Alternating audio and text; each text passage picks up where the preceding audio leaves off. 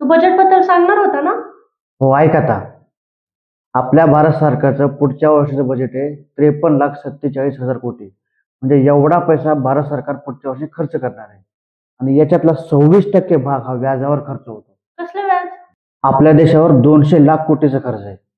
200 लाख कोटी म्हणजे 2 वरती 14 शून्य. तर या असलेल्या कर्जावर जे व्याज द्यावं लागतं त्याचा खर्च आहे 14 लाख कोटी रुपये.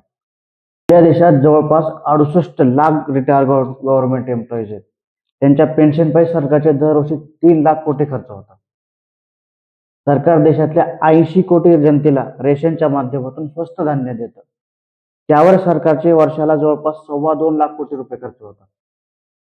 हे सोडून जे पैसे उरतात त्यामध्ये मग सरकार खर्च करते कर्मचाऱ्यांच्या पगारावर, देशाच्या संरक्षणावर, रोड, रेल्वे, शेतीसाठी, आपल्या शिक्षणासाठी आणि आरोग्यासाठी. मग शिक्षण आणि आरोग्यासाठी किती पैसे खर्च करतात?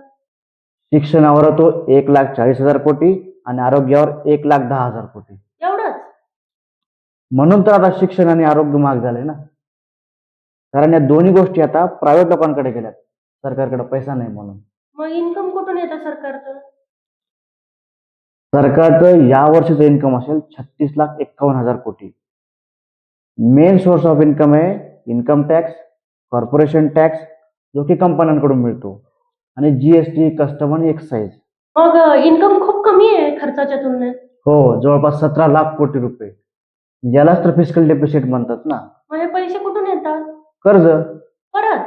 हो, आपण जे पैसे बँकेमध्ये गुंतवतो, जे LIC सारख्या कंपन्यांकडे इन्शुरन्स काढतो, त्याचा प्रीमियम भरतो, ह्या सगळ्या कंपन्या गव्हर्नमेंट बॉन्डमध्ये गुंतवतात पैसे आणि त्याच्या मार्फत सरकारला कर्ज देतात.